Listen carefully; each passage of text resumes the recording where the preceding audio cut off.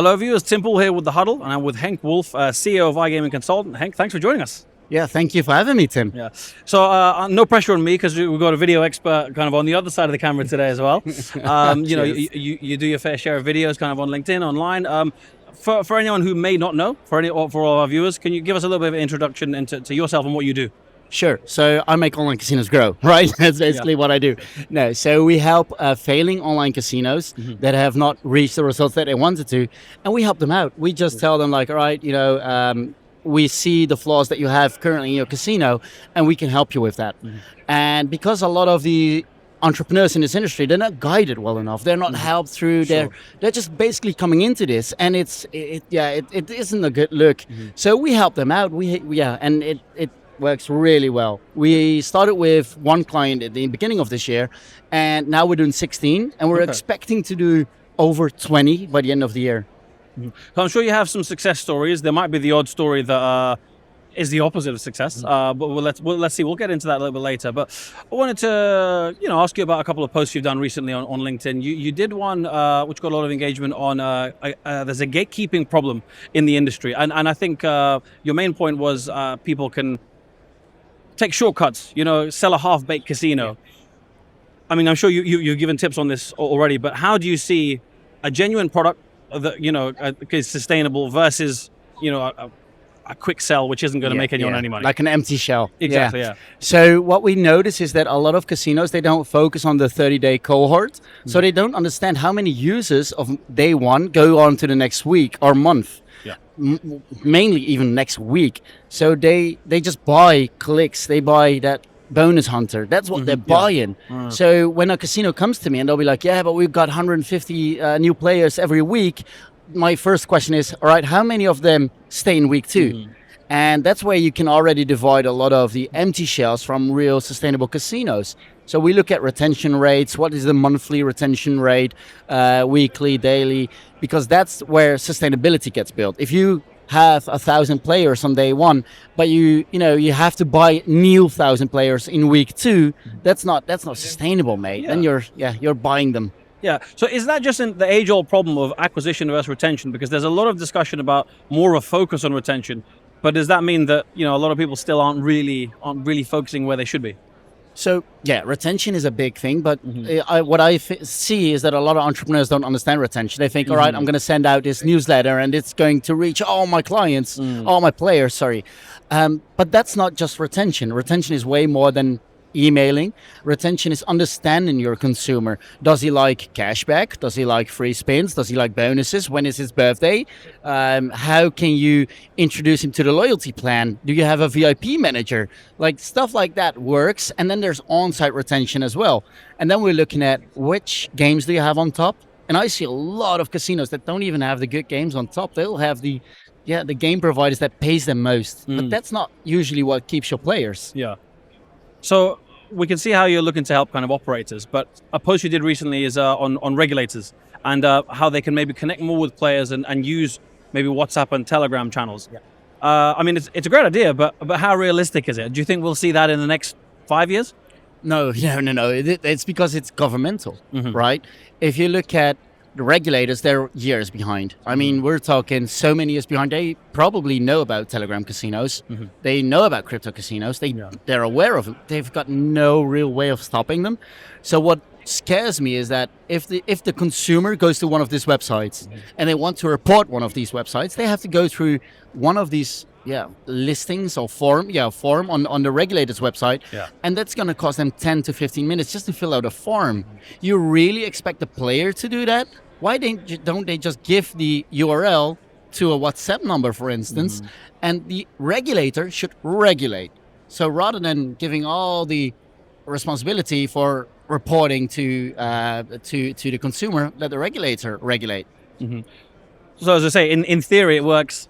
But we're way off it, you think, in practice? And it's years away before we can see this happen. I think Poland, they've got something like this, but even then, it takes them weeks to take one down. So I think what they should do, what regulated parties and casinos should do, is communicate more. Where do you see this happening? Affiliate websites, all the advertising. If you create an Instagram right now, new Instagram account, it's filled with Plinko ads, mate. So they need to talk with those that deliver social media to the consumer, because that's where the acquisition happens. Yeah. This is going to sound like a bit of a random switch up, but again, looking at kind of the recent videos you've posted and the kind of guides you've done, you did a couple of informative videos on kind of the NBA scandal and the Turkish football scandal. Yeah, I mean, how do they? It's a very broad question, but how do they impact the industry? Because in a weird way, I see positives for the NBA one, because I think for the first time in mainstream press, you're seeing people say clearly, this is the illegal market versus this isn't, FanDuel and DraftKings. So, I mean, I took a positive from that. But in general, what kind of things how do you think it impacts the wider sports and our industry? Yeah, right. The one thing that I really do hate is when websites don't tell when it's an illegal website or a legal one. That's where it already diversifies. I think one of the biggest things that news websites do really well is that they are transparent about this, but they shouldn't be like, oh, it's the online gaming sector. They have to be very specific because it's a specific issue within our sector, and every industry has its own, rotten apples. And this is when there's no winner when there's match fixing involved. There is no winner. We as an industry don't win from it because we're losing money on the people that bet on it. The sports, they get a lot of issues because it's not in their ethics of sports. So there's no real winner in this, and that's I think what these websites should communicate even more, that there's no winner in this, and it's the consumer that does this. Yeah. So that's it's a shame that it happens, but it happens. Yeah, it's one of those things. Okay, so I mentioned earlier, hopefully you've got some success stories with you in the kind of casinos in your portfolio. But I wanted to ask, is there any one success story that you'd like to single out? But being totally honest and open, are there any crash and burn stories? Any casinos you've seen that this didn't quite go well, didn't quite go right? Even as learnings for yourself. Yeah. So we do have a lot of success stories, obviously. Yeah. Otherwise, we wouldn't be growing at the rate that we are. But I think our biggest holdup isn't usually us. It's the platform provider which the casino is connected with. And a lot of these platform providers, and I'm talking like the real big ones, they're really eager to work with us. But there are a few out there that just it takes ages just to get an NDA over, like literally like weeks. Well, an NDA, it should be done within a week. But if I talk to the big ones, the big three or whatever, they'll get it sorted because it's a win-win for everybody involved. And when they don't want to comply with us, it gets tricky. It slows down a lot of the profitability time for one of our clients. And we do have one, unfortunately, right now. And even though we would love to see that differently, it's just a hold up. It is. And those are the platforms I would never recommend anyone that comes into this market. We get on weekly basis, we get a lot of questions like, I want to get in this market. Which platform should I choose? And we'll ask them, all right, what are your goals actually? Because based on your goal, we can provide a tech stack that would fit your goal.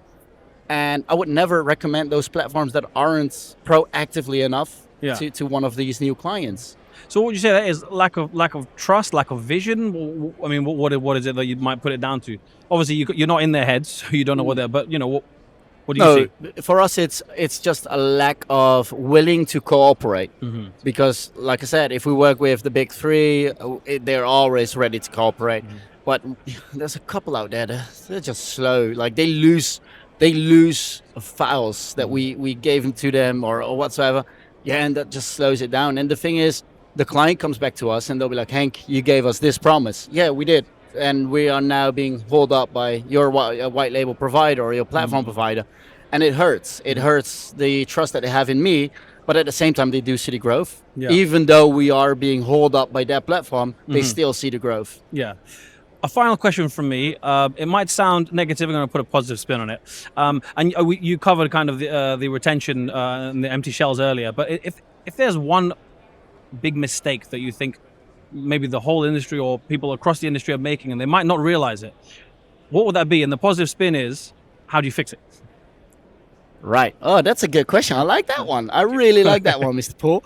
So I think not understanding the value of retention, how much that can impact and how proactive you have to be. Like if a player loses his money on day one, you're not going to wait till day two. You have to actively proactively contact this player and be like, hey, you know what, you lost your money, here's a rebound, or here's a cashback here, depending on the spending of the consumer, of course. But you have to be more proactive. You can't send out an email a day later. They've already forgotten about you. So be more proactive. In this industry, it's all about being proactive when it comes to retention and data. Never underestimate data, on-site, off-site. So a lot of the retention tools, they're off-site, and there are a few on-site as well. They're amazing, really good tools. But yeah, it's definitely something it's overlooked a lot. Yeah, and so you're talking effectively real time. A day is too late. A few hours is too late. Yeah. Literally, if you're wagering a tenner, like you deposit a tenner right now to one of the casinos, and you're losing 90% of that, so you've only got €1 left or $1. Yeah. I want that casino to actively tell this consumer, like, hey, we're about to run out of money. You want to top up, and you can do this with so many tools out there. There are payment providers that even have these tools already integrated, and it's a shame that not a lot of platform providers have these kind of tools basically integrated. Yeah. Well, Henk, thank you very much for your time. I think we're going to do a few more of these as time goes on, but real pleasure speaking with you.